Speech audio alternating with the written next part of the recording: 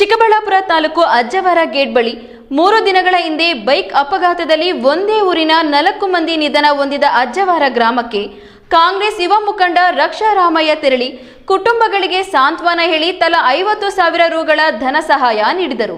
ಇದೊಂದು ದುರಂತ ಘಟನೆ. ಮಕ್ಕಳ ಕಳೆದುಕೊಂಡ ಪೋಷಕರಿಗೆ ಉಂಟಾಗಿರುವ ದುಃಖಕ್ಕೆ ನಾನು ಸಾಂತ್ವನ ಹೇಳಬಲ್ಲೆ ಅಷ್ಟೇ. ಆ ದುಃಖ ಭರಿಸುವ ಶಕ್ತಿ ದೇವರು ಕಲ್ಪಿಸಲಿ ಎಂದರು.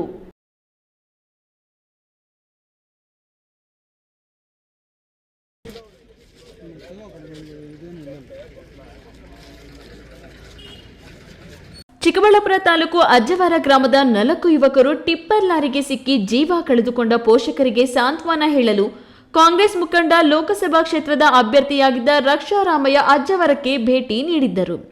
ಅಪಘಾತ ನಡೆದಾಗ ಊರಲ್ಲಿ ಇರಲಿಲ್ಲದ ಕಾರಣ ತಡವಾಗಿ ಅಜ್ಜವಾರ ಗ್ರಾಮಕ್ಕೆ ಭೇಟಿ ನೀಡಿ ನೊಂದ ಕುಟುಂಬಗಳ ಪೋಷಕರನ್ನು ಸಂತೈಸಿ ಮಕ್ಕಳನ್ನ ಕಳೆದುಕೊಂಡವರ ದುಃಖ ಎತ್ತವರಿಗೆ ಮಾತ್ರ ಗೊತ್ತು.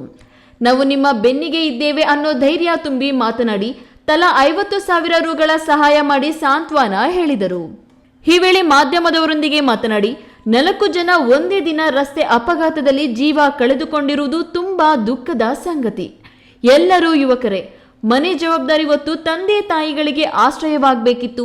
ಯುವಕರು ವಾಹನ ಚಲಾಯಿಸುವಾಗ ಹೆಲ್ಮೆಟ್ ಕಡ್ಡಾಯವಾಗಿ ಧರಿಸುವ ಅಭ್ಯಾಸ ಮಾಡಿಕೊಳ್ಳಬೇಕು. ಹೆಲ್ಮೆಟ್ ಧರಿಸುವುದು ಪೊಲೀಸರು ದಂಡ ಹಾಕ್ತಾರೆ ಅನ್ನೋ ಭಯಕ್ಕೆ ಅಲ್ಲ, ಜೀವ ರಕ್ಷಣೆಗೆ ಹಾಕಬೇಕು. ಇನ್ನು ರಸ್ತೆ ಅಕ್ಕಪಕ್ಕ ನಾಮಫಲಕಗಳು, ರಸ್ತೆ ವಿಭಜಕಗಳು ಇಲ್ಲದೆ ಹೋದ್ರೆ, ರಸ್ತೆ ಉಬ್ಬುಗಳು ಇಲ್ಲದೆ ಹೋದ್ರೂ ಸಹ ಅಪಘಾತ ಆಗುವ ಸಾಧ್ಯತೆ ಹೆಚ್ಚಾಗಿದೆ ಎಂದರು. ಆ ಮಟ್ಟಕ್ಕೆ ಮಾತಾಡಲ್ಲ ಇವಾಗ, ಯಾಕಂದರೆ ಅಫಿಷಿಯಲ್ ಲೆವೆಲಲ್ಲಿ ನಮ್ಮ ರೋಡ್ ಸೇಫ್ಟಿಗೆ ಏನೇನು ಮೇಂಟೈನ್ ಮಾಡಬೇಕು ಅದು ನಮ್ಮ ಕೈಲಿರ್ತೀವಲ್ಲ. ಸೊ ಡೈರೆಕ್ಟಾಗಿ ರೂಲ್ಸ್ ನಿಯಮ ಮಾಡಿ ಡೈರೆಕ್ಟಾಗಿ ಟಿಪ್ಪರ್ ಡ್ರೈವರ್ಗಳಿಗೆ ಮಾತ್ರ ಅಲ್ಲ, ಓನರ್ಗಳಿಗೂ ಇದನ್ನು ಫೈನ್ಗಳು ಹಾಕಬೇಕಿದೆ.